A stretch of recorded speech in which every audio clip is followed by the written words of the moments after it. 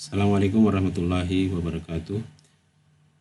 Pada video kali ini kita akan membahas mata kuliah dasar komputer dan pemrograman dengan subbahasan terkait dasar-dasar pemrograman. Mata kuliah ini berisi tentang metode dasar yang harus dikuasai untuk dapat menyelesaikan masalah-masalah menggunakan komputer sebagai alat bantunya. Mata kuliah ini mengajarkan computational thinking atau berpikir secara komputasi. Pada mata kuliah ini juga dipelajari tentang penggunaan metode-metode tersebut dengan menggunakan bahasa pemrograman tertentu, sehingga para mahasiswa dapat membuat program dengan alur logika yang tepat dan efisien. Aplikasi pemrograman terutama pada bidang keteknikan, spesifik lagi teknik mesin, contohnya adalah bagaimana menganalisis getaran misalnya pada mesin mobil menggunakan bahasa pemrograman MATLAB. Contoh yang lain adalah analisis regresi dalam pengolahan data statistik menggunakan bahasa pemrograman Fortran, seperti ini tampilannya untuk aplikasi Fortran. Selanjutnya, contoh yang lain adalah analisis tegangan material menggunakan aplikasi SolidWorks. Simulasi perpindahan panas menggunakan aplikasi ProEngineer. Dalam proses manufaktur, di situ juga biasanya terdapat pemrograman untuk membuat produk, apakah itu untuk membobot, memprice, dan lain sebagainya. Salah satu aplikasi yang sering digunakan adalah Swansoft CNC Simulator. Di situ kita membuat kode-kode pemrograman untuk membuat produk. Analisis aerodinamika pada kendaraan menggunakan ANSYS. Software yang biasa digunakan dari ANSYS adalah JFX atau Fluent. Kemudian analisis termodinamika menggunakan Engineering Equation Solver atau EES untuk menganalisis misalnya siklus pembangkit uap untuk memudahkan dalam menghitung efisiensi dengan menggunakan kode-kode pemrograman yang telah ditentukan. Kemudian memprogram robot. Aplikasi yang paling sering banyak digunakan adalah Arduino untuk dapat memprogram robot. Selanjutnya adalah desain sistem gerakan berbasis mekatronika menggunakan aplikasi LabVIEW. Aplikasi ini berbasis diagram, berbeda dengan beberapa bahasa pemrograman yang menggunakan kode-kode.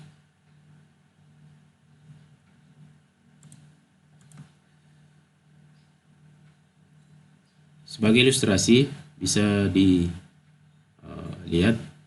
bahwa pemrograman itu seperti resep untuk memasak makanan. Agar berfungsi dengan benar, urutan dan logikanya harus benar. Misalnya kita lihat urutan ini. Pertama, menjalankan kursor. Kedua, menambahkan bahan. Kemudian yang ketiga, memanggang pada suhu tertentu. Dan keempat, menambahkan lagi bahan. Nah, dari urutan ini tentu saja keliru.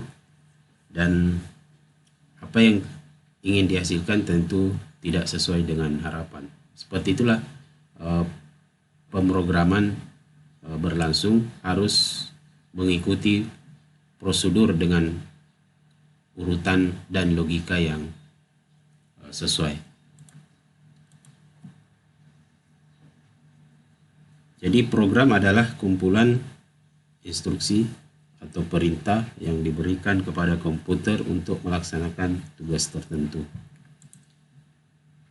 Adapun pemrograman adalah upaya untuk membuat kode-kode instruksi atau perintah yang dapat dimengerti oleh komputer. Dan untuk dapat membuat pemrograman dibutuhkan bahasa pemrograman, yaitu sarana yang digunakan untuk membuat kode-kode instruksi atau perintah yang dapat dimengerti oleh komputer. Program komputer itu tidak lain adalah seperangkat instruksi, langkah demi langkah yang mengarahkan komputer untuk melakukan tugas yang kita inginkan dan menghasilkan sesuai dengan yang kita harapkan. Program komputer ini adalah instruksi yang berisi data untuk diikuti oleh komputer. Program komputer hanyalah daftar perintah. Komputer mengikuti perintah itu satu persatu hingga mencapai akhir program. Setiap baris dalam komputer biasanya satu perintah yang harus dipatuhi oleh komputer. Sementara pemrograman komputer adalah prosesnya, yaitu bagaimana merancang dan membangun program komputer yang dapat dieksekusi untuk menyelesaikan tugas komputasi tertentu.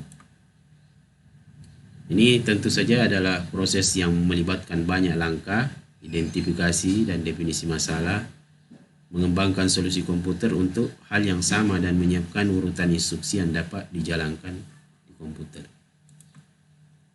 Apa yang dibutuhkan untuk pemrograman? Tentu saja harus ada perangkatnya, yaitu komputer. Tapi harap dicatat bahwa komputer hanyalah sebagai alat. Komputer tidak tahu apa-apa sampai kita memberikan perintah. Ia tidak bisa melakukan apapun dengan sendiri.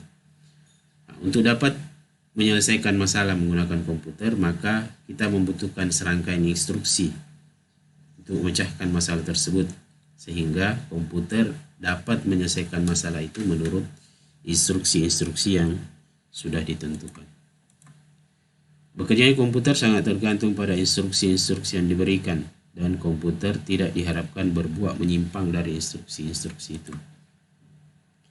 Tanpa seorang programmer untuk menulis beberapa kode untuk memberitahu komputer apa yang mesti dilakukan, itu tidak akan melakukan apa-apa. Saat kita memprogram komputer, yang dilakukan hanya memberitahu bagaimana caranya melaksanakan pekerjaan tersebut. Komputer akan melakukan perhitungan tanpa akhir dengan cepat, tanpa rasa bosan. Setelah diprogram, ia dapat mengambil alih tugas-tugas yang sangat berat untuk menghemat waktu dari pekerjaan tersebut.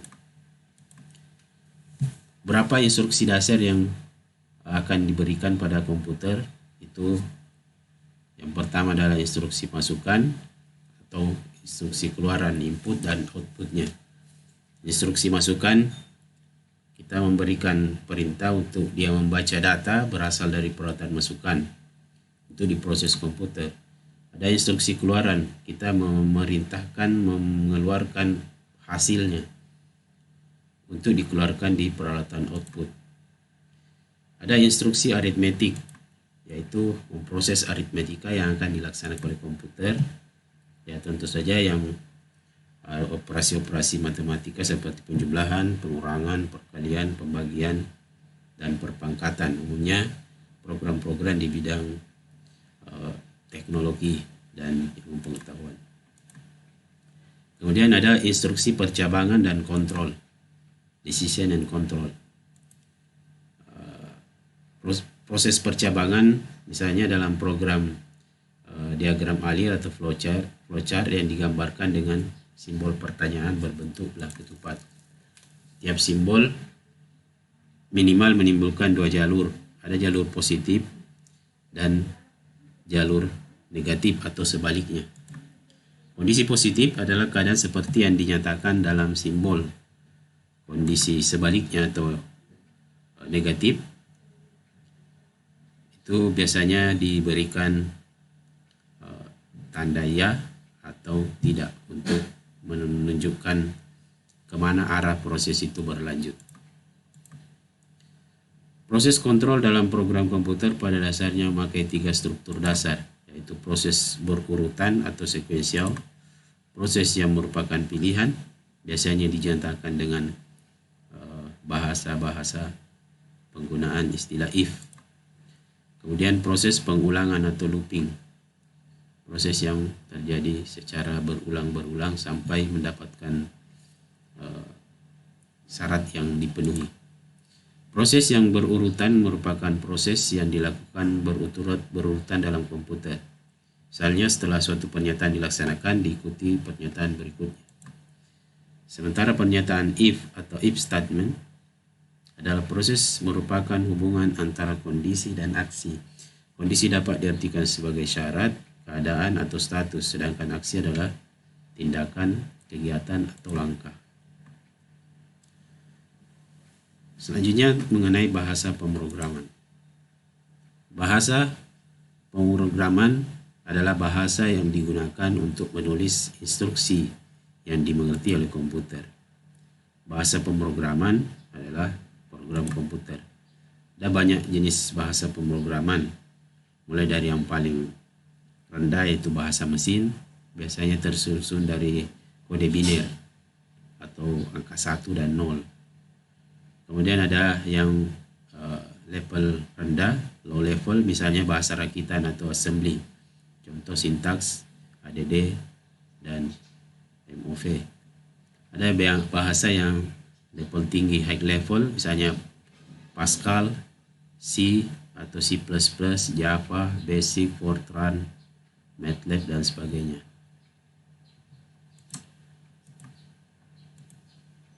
Di low level, bahasa mesin, bahasa assembly, dan high level itu bahasa generasi ketiga, keempat, dan kelima. Yang berwarna orange adalah bahasa prosedural, dan untuk bahasa generasi keempat dan kelima adalah bahasa non prosedural. Kalau kita lihat evolusinya ya seperti ini, dari yang paling rendah machine language, assembly, third generation, fourth generation, dan fifth generation. Bahasa mesin adalah bahasa yang hanya komputer yang secara langsung mengenali, menggunakan serangkaian digit biner 1 dan 0 dengan kombinasi angka dan huruf yang mewakili digit biner. Kemudian bahasa assembly adalah instruksi terdiri dari kode instruksi simbolik, singkatan, dan kode yang bermakna. Program sumber berisi kode yang akan dikonversi ke bahasa mesin. Kemudian bahasa generasi ketiga menggunakan serangkaian kata-kata seperti bahasa Inggris untuk menulis instruksi. Paling banyak digunakan adalah Basic, COBOL, C++, dan C. Menggunakan compiler atau juru bahasa untuk menerjemahkan ke bahasa mesin. Selanjutnya, bahasa generasi keempat sebagian besar adalah DBMS atau Database Management System, dianggap sebagai bahasa generasi keempat. Karakteristik utama dari generasi ini adalah tidak prosedural, lebih mudah mengatur catatan atau data, lebih cepat menulis program, dan lebih mudah merancang formulir atau laporan. Contohnya Microsoft Access, DBase, dan Foxbase. Seperti ini salah satu aplikasi Foxbase. Kemudian bahasa generasi kelima menyediakan antarmuka atau interface visual atau grafis untuk membuat kode sumber. Sering digunakan dalam lingkungan RAD, pengembangan aplikasi cepat. Tersedia dalam Visual Studio 2005, Delphi, dan Power Builder. Ini contohnya aplikasi yang menggunakan program Delphi. Beberapa bahasa pemrograman itu banyak sekali jenisnya, dikembangkan oleh banyak developer. Antara lain ada Algol, APL, Basic, Fortran, Hypertal, Lisp, Logo, Modula 2, Pascal, Pilot, PL1, Prolog, dan sebagainya. Ada banyak jenis, beberapa sudah dikembangkan oleh developer program. Selanjutnya kita membahas tentang assembler, compiler, dan interpreter.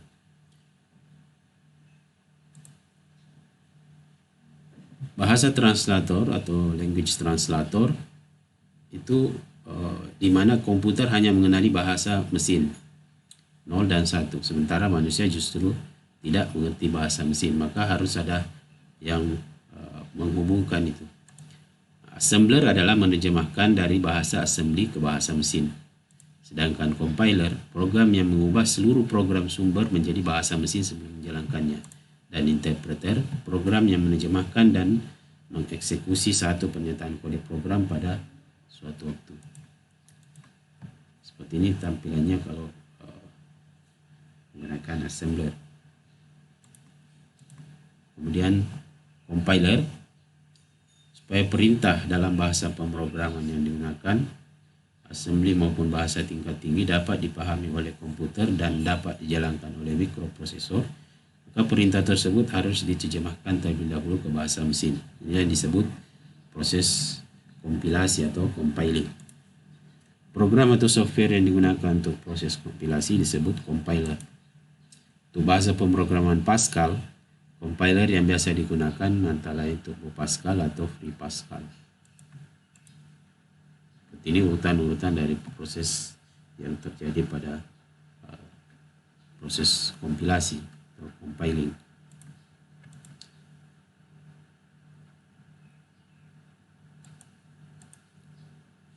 Kemudian adapun interpreter adalah tidak menghasilkan program objek. Dari source program dengan data itu dengan interpreter itu langsung menghasilkan hasil.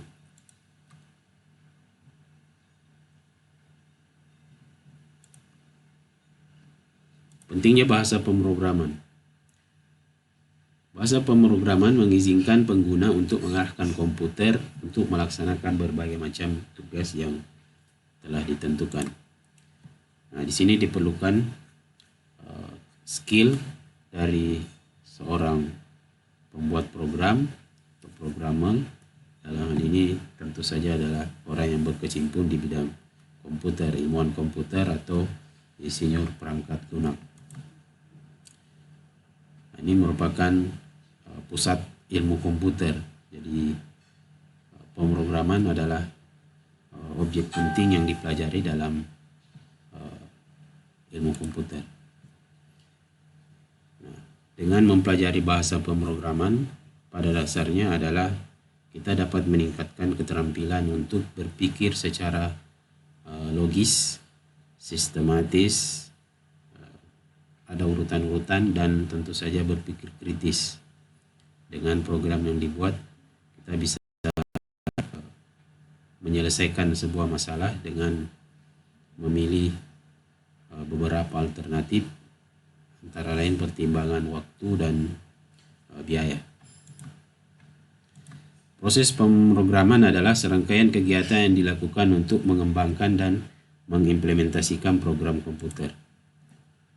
Di bawah ini beberapa kegiatan utama proses pemrograman. Yang pertama adalah mengidentifikasi masalah, understand the problem. Yang kedua, pembuatan algoritma dan logika pemrograman, design the program logic. Ketiga, membuat flowchart atau diagram alir. Yang keempat, membuat programnya atau code the program. Yang kelima, menginput program ke memori atau menuliskan programnya ke bahasa pemrograman. Yang keenam, mengetes program dengan tes data, test and debug the program. Ketujuh, mengevaluasi hasil tes apakah terdapat kesalahan atau tidak. Jika ditemukan kesalahan, maka diperbaiki, sempurnakan, kembali ke 6, dites kembali. Sampai akhirnya program tersebut siap atau ready, kita mendokumentasikan programnya sehingga bisa digunakan untuk menyelesaikan masalah yang sama dan selesai. Yang pertama mengenai identifikasi masalah. Pada langkah ini masalah yang harus diselesaikan sudah harus dimengerti dengan baik, termasuk kita mengumpulkan informasi, data, dan kalau dia dalam bentuk perhitungan matematis maka dibutuhkan rumus-rumus yang berkaitan dengan permasalahan tersebut. Fase ini adalah fase yang tergolong sulit jika programmer dan pengguna program itu orang yang berbeda. Pengguna program mungkin tidak bisa menerjemahkan kebutuhannya dengan baik, dan bisa saja kebutuhan tersebut akan sering berubah. Nah, kegagalan untuk memahami masalah adalah penyebab utama sebagian besar kegagalan dalam pembuatan program. Oleh karena itu, dalam mengidentifikasi masalah, mengetahui tujuan itu adalah pertimbangan utama. Mengetahui siapa pengguna akhir juga penting, menentukan input dan output selanjutnya, bagaimana program beroperasi, dan data apa yang diperlukan untuk itu terjadi. Jika program itu kita buat untuk klien, pengguna, maka yang penting juga soal kelayakan sebagai pertimbangan selanjutnya.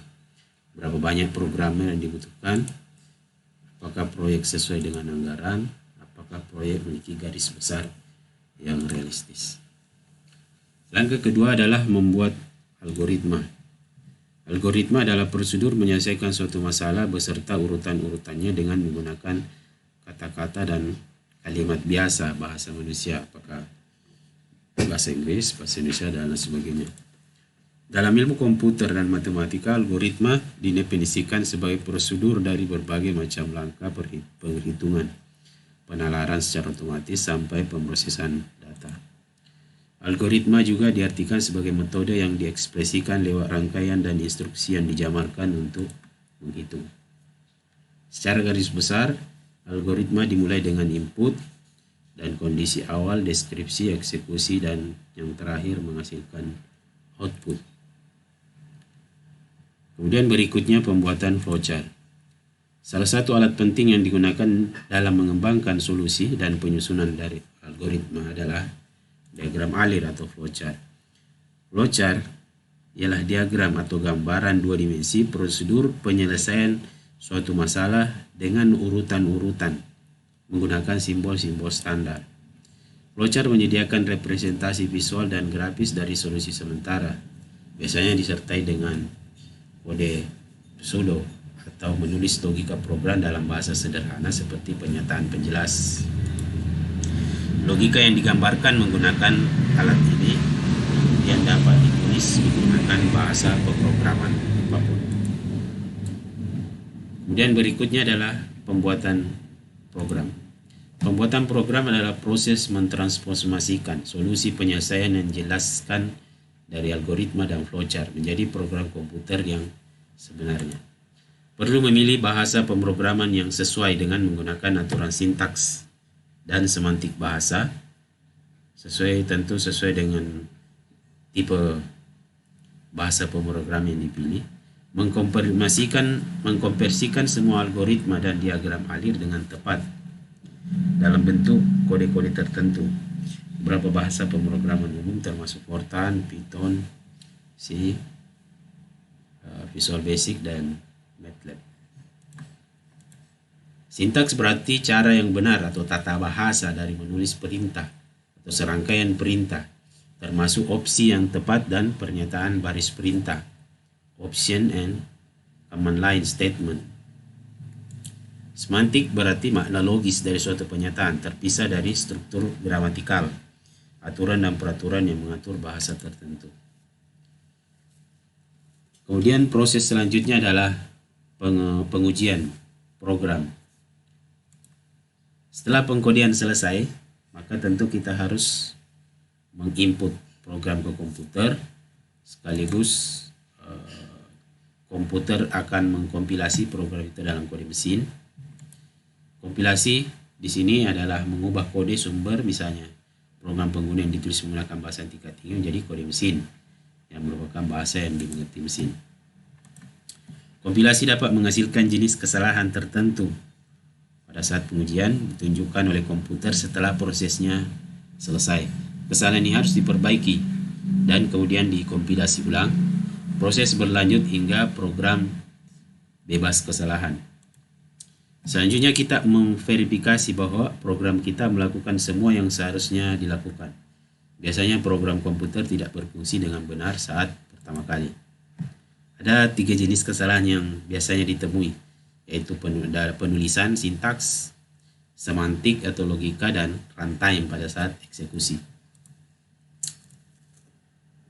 Dari proses mengedit, compile, dan debug, maka biasanya ada proses looping, di mana kalau terjadi apakah terjadi error, maka harus kembali ke mengedit program. Setelah tidak ada lagi kesalahan dalam proses compile, lanjut ke tes program, runtime error. Di sini kadang-kadang terjadi lagi error, itu harus kembali dari awal sampai akhirnya tidak ada lagi kesalahan, maka program itu bisa digunakan dengan baik. Syntax error atau kesalahan sintaksis terjadi ketika bahasa komputer compiler tidak dapat memahami perintah yang dimasukkan oleh programmer.